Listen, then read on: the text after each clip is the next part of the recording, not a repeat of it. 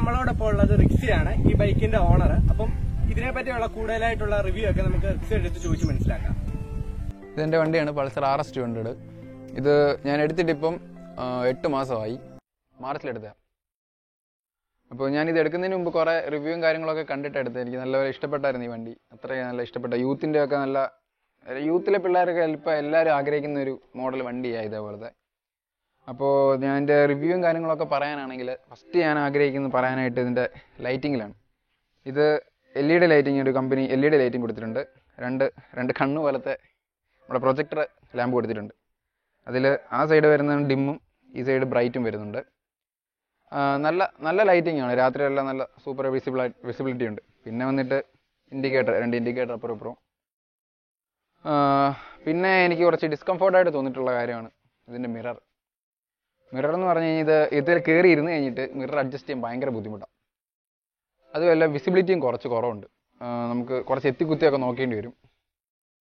പിന്നെ ഇതിൻ്റെ wind ഗാർഡാണ്, visor.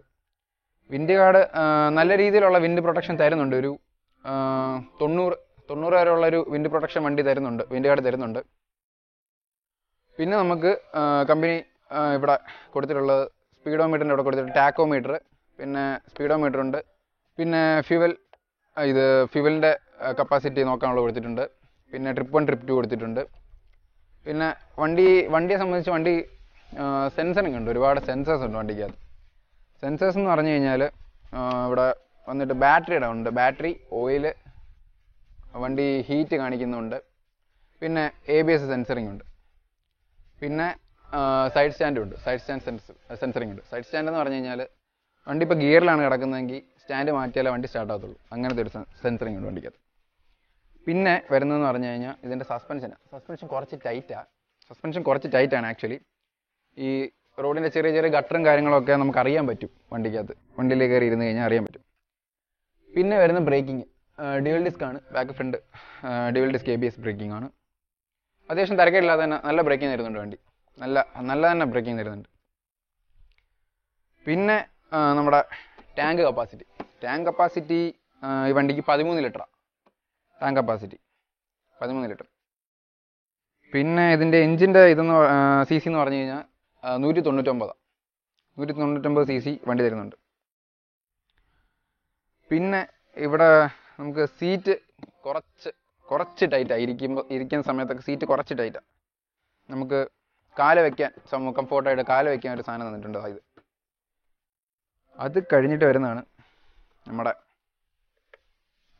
Silencer. Sound എന്ന് പറഞ്ഞാൽ 200 cc ഇപ്പം ഇറക്കുന്ന വണ്ടികളിൽ ഏറ്റവും നല്ല സൗണ്ടിങ് തരുന്ന വണ്ടിയാണ് പൾസർ RS200. അതിലെനിക്ക് ഒരു കംപ്ലൈൻറ്റും ഞാൻ പറയാനില്ല, സൗണ്ടിങ് എല്ലാം പക്കയാണ്.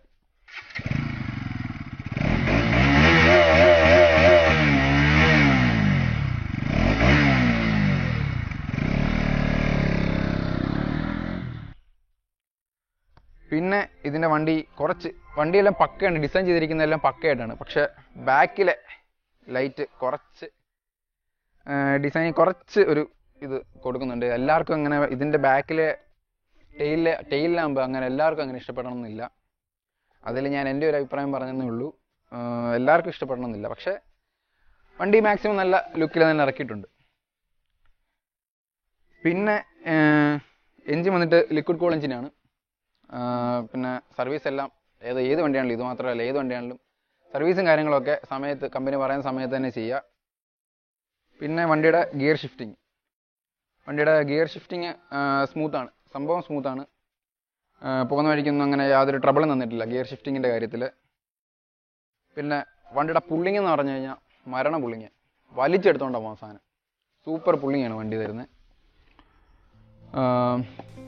പിന്നെ വന്നിട്ട് പില്ലിയൻ സീറ്റ് വന്നിട്ട് കുറച്ച് ഡിസ്കംഫോർട്ട് ഉണ്ട് ഇരിക്കാൻ, കാരണം സീറ്റ് കണ്ടാലേ അറിയാം, ചെറിയ സീറ്റാണ്. ബാക്കിൽ വെച്ചുകൊണ്ട് പോകുമ്പോൾ കുറച്ച് ശ്രദ്ധിക്കണം, കുറച്ച് ഡിസ്കംഫോർട്ട് തരുന്നുണ്ട് സാധനം.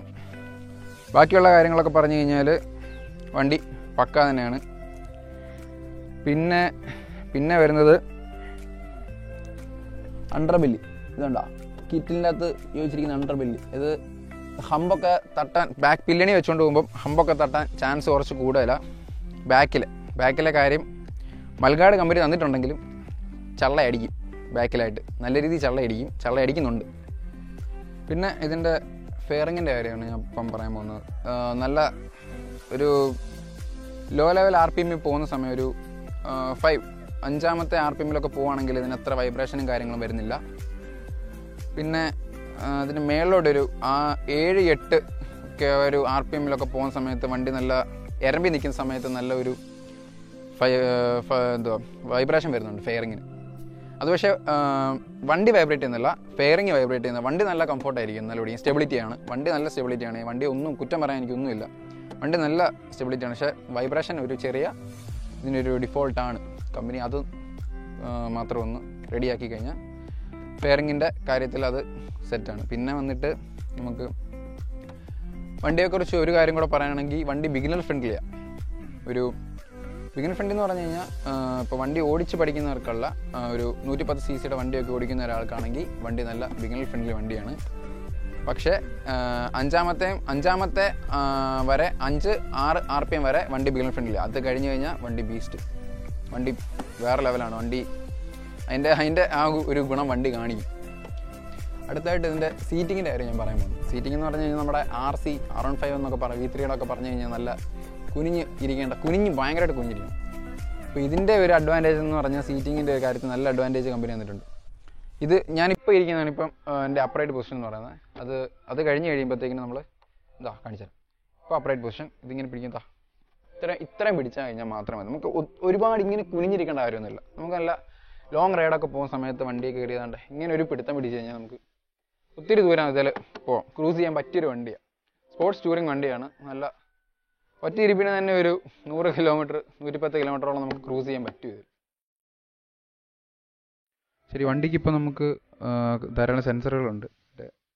ഒന്ന് നമ്മുടെ ബാറ്ററിക്ക് എന്തെങ്കിലും കംപ്ലയിൻറ്റ് വരികയാണെങ്കിൽ അതിൻ്റെ സെൻസർ, പിന്നെ ഹീറ്റ്, ഓയിൽ, പിന്നെ വണ്ടിക്ക് വേറെ എന്തെങ്കിലും കംപ്ലയിൻറ്റുകൾ വരുവാണെങ്കിൽ അതും കാണിക്കും. പിന്നെ ഇത് ABSൻ്റെ സെൻസർ.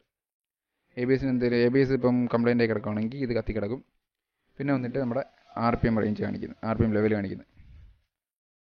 ഇത് വണ്ടി ഹൈ ലെവൽ RPM പോവുകയാണെങ്കിൽ ഇത് ഒരു ഓറഞ്ച് കളറേ കത്തും.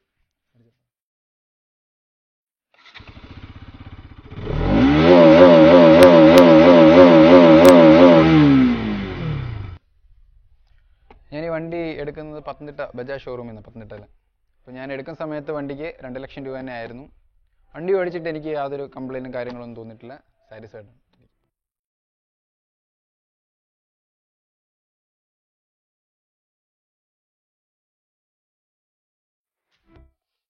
പൾസർ RS 200ൻ്റെ വീഡിയോ നിങ്ങൾക്ക് എല്ലാവർക്കും ഇഷ്ടപ്പെട്ടെന്ന് വിശ്വസിക്കുന്നു. വീഡിയോ ഇഷ്ടപ്പെട്ടാൽ തീർച്ചയായും ലൈക്ക് ചെയ്യുക, ഷെയർ ചെയ്യുക, സബ്സ്ക്രൈബ് ചെയ്യുക.